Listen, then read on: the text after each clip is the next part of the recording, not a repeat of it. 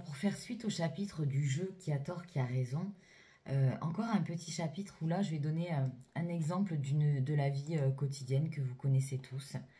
Une autre théorie de ce monde chacal, de cette société chacale dans laquelle nous vivons. Selon une autre théorie de chacal, nous aurions le droit de punir donc celui ou celle avec qui nous sommes en relation, famille, couple, amis, professionnel, parce que c'est bon pour lui ou elle, de le dresser et de lui apprendre à respecter les règles de la société chacale. Et toujours selon cette même théorie, il ou elle sera plus respectueux et nous obéira en bon petit chacal. Nous sommes censés maintenir une relation de confiance et de respect grâce à ce code et à ces règles du jeu. Donc, corriger l'autre, dresser l'autre, lui prouver qu'il a tort.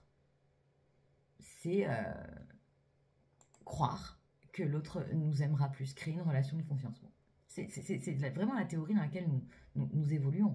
C'est waouh. Alors, je vous donne un exemple. Donc, par exemple, quand nous sommes au volant de notre véhicule dans un embouteillage, et ces règles et ces codes sacrés, ça crée des conflits, nous donnent le droit d'insulter l'automobiliste lent, car il a tort d'être aussi lent et que nous sommes pressés. Donc, il mérite une insulte car il a tort de manquer de respect à tous les autres automobilistes qui sont plus pressés que lui. Donc voilà, vous avez quelqu'un qui roule tranquille, il est tranquille dans sa vie, il n'a rien de spécial à faire, il doit juste aller faire ses courses, mais il prend son temps. Et nous, gens pressés, gens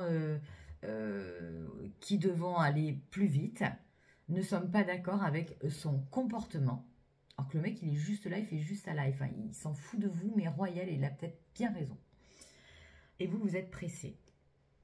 Si vous êtes pressé parce que vous êtes médecin, même en l'insultant, ça ne va pas le faire aller plus vite. Donc, je peux comprendre. Je ne dis pas qu'il ne faut pas être pressé dans la vie. Je dis qu'il ne faut pas insulter ceux qui ne le sont pas.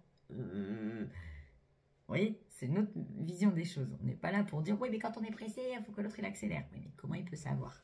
Est-ce que ça mérite que tu l'insultes? Il ne peut pas savoir. Donc, à un moment donné, il faut se poser les bonnes questions, vivre dans un monde réel où les gens n'ont pas de boule de cristal.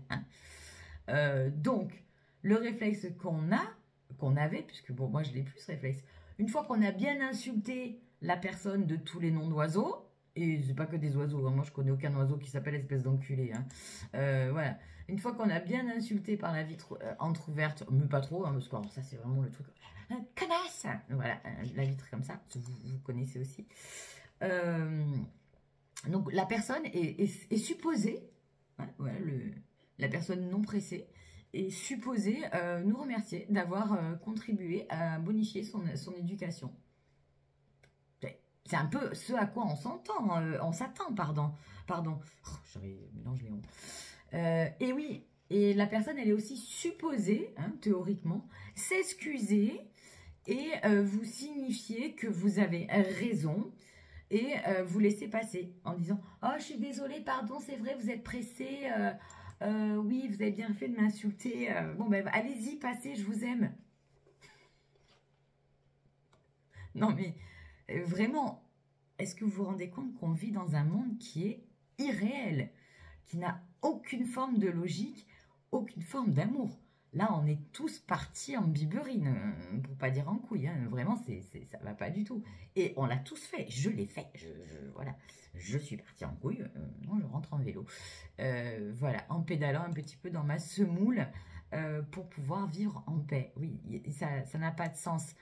Si vous êtes pressé, les autres utilisateurs de la route ne sont pas dans votre tête, n'ont pas de boule de cristal et n'ont pas à être insultés de ce fait-là. C'est votre problème et pas le leur. Ça ne les concerne pas et surtout, ils ne peuvent pas être au courant, quoi. Donc, en les insultant, vous n'allez provoquer vous ne risquez de provoquer qu'une situation de conflit.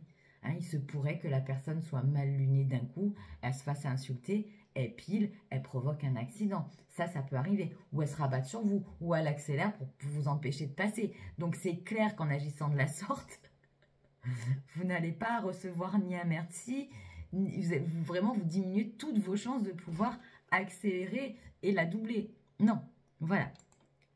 Et c'est sur ça qu'on va travailler dans ce livre. Hein. Grâce à ce livre, vous allez vite comprendre qu'il ne faut pas entrer dans ces jeux-là. Et vous constaterez à partir de maintenant combien de fois par jour les gens jouent à ce jeu-là. C'est incroyable. Vous allez voir, c'est assez effarant de se rendre compte que en stoppant de jouer à ce jeu-là, le nombre de fois par jour, je dis bien par jour, où on est face à des gens qui jouent à ce jeu-là.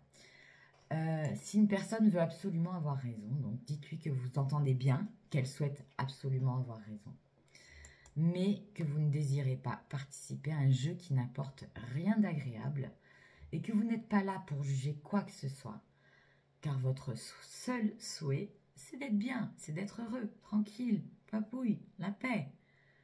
Donc si vous êtes en couple, posez-vous la question de savoir ce qui est bon pour votre bien-être personnel. Si votre partenaire comprend la dimension de ce jeu, vous pouvez lui expliquer ce que je viens de vous dire. Au contraire, vous pouvez.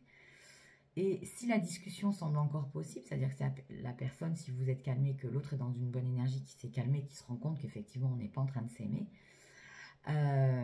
Donc si la discussion semble encore possible et que l'autre accepte de favoriser la qualité de votre relation, alors vous pouvez continuer le travail ensemble.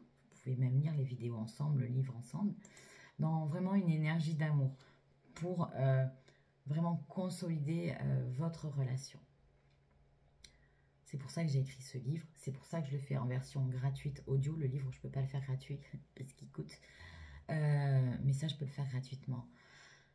Et si votre partenaire joue systématiquement à ce jeu et qu'il ne veut pas entendre quoi que ce soit concernant ces faits-là, c'est-à-dire que vous n'avez pas de boule de cristal, que vous n'êtes pas en train de vous aimer au moment où il vous rabaisse et il veut absolument imposer le fait qu'il ait raison, alors c'est à vous de faire un choix. Il faudra peut-être prendre de la distance, d'abord créer de la distance, lui dire écoute, moi je suis là pour t'aimer, donc là tu n'es pas en train de m'aimer, donc moi je suis là aussi pour que tu m'aimes, et si tu n'es pas en train de m'aimer, je vais prendre la distance. Et si ça ne marche pas au bout d'une fois, 2 fois, 3 fois, bref, c'est à vous de voir. Peut-être qu'il faudra mettre une autre distance, c'est-à-dire prendre un autre chemin afin de trouver cette paix que nous méritons tous. Il faut rester conscient quand même qu'il y a 8 milliards de personnes sur Terre. 8 milliards. À peu près kiff-kiff moitié, bon, un peu plus de femmes que d'hommes, mais peu importe. Il y a 8 milliards d'individus. 8 milliards, c'est énorme. Il y a certainement une personne qui recherche aussi ce bonheur, avec qui vous pourrez le partager. Et vous méritez tous d'être en paix. Nous méritons tous. Voilà. Fin de ce chapitre. Nous allons passer au chapitre suivant. Un chapitre très court aussi, le sablier de la vie. Là, je vais vous apprendre à calculer le nombre de jours approximatifs qu'il vous reste à vivre. Voilà. Heureux, du coup. Voilà.